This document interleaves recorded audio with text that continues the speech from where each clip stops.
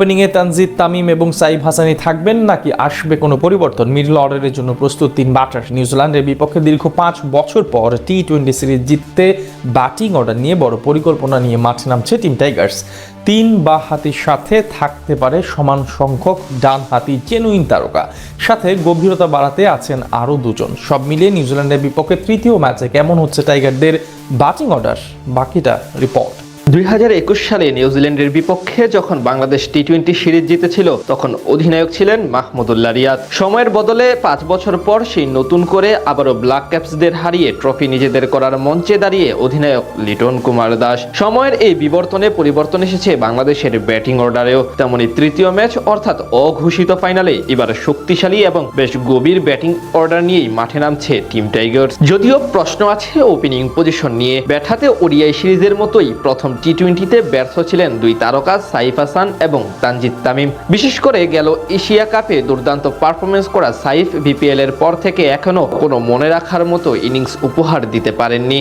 তাই তাকে নিয়ে একটু ভাবনায় আছে টিম ম্যানেজমেন্ট। যদিও ব্যাকআপ না থাকায় এই ম্যাচেও তাকে রাখা হতে পারে একাদশে। অন্যদিকে তানজিদ তামিমের গত ম্যাচের পারফরমেন্স আপ টু দ্য মার্কে না হলেও অতীতের পরিসংখ্যানের জোরে টিকে যাবেন তিনি। গেল ম্যাচের ডানহাতি এবং বামহাতি প্রথা অনুসরণ করতে দেখা গেছে টাইগার টিম ম্যানেজমেন্টকে।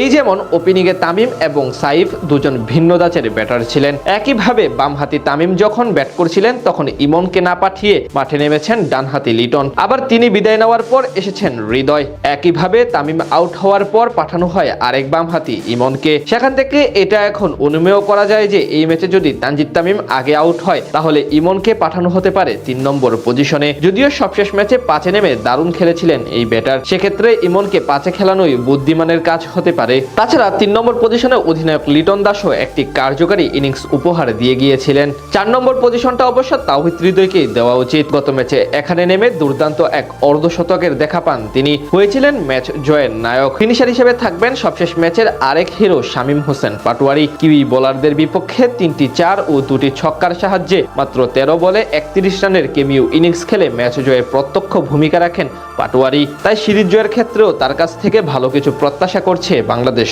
দল। সেখান থেকে তাদের কাজটা সহজ করার সক্ষমতা আছে শেখ মাহাদি হাসান এবং রিশাদ হোসেনের। টিমের প্রয়োজনে ব্যাট হাতেও এই দুজন জ্বলে ওঠার সামর্থ্য রাখেন। বিশেষ করে মাহাদি ঘরোয়া লিগে অলরাউন্ডার হিসেবেই নিজেকে পরিচয় দেন। এছাড়া তানজিম হাসান সাকিবের সাথে যদি একাদশে প্রথমবারের মতো ডাক পান আব্দুল গাফফার সাকলাইন, তাহলে এই দুইজনও বাড়তি সুবিধা দিতে পারবেন ব্যাটার হিসেবে। দলের ব্যাটিং অর্ডারের গভীরতা বাড়ানোর অপশনটাও ঠিকঠাক রেখেছে টাইগার টিম ম্যানেজমেন্ট। উপরে যেহেতু 5 জন জেনুইন ব্যাটসম্যান, তাই দুজন অলরাউন্ডার হিসেবে ভূমিকা রেখে ফিনিশিংটা ভালো করতে পারবেন। সব মিলিয়ে এমন ভারসাম্যপূর্ণ একটি ব্যাটিং অর্ডার নিয়ে নিউজিল্যান্ডকে দীর্ঘ 5 বছর পর টি-20 সিরিজ হারাতে মাঠে নামতে পারে টিম টাইগার্স।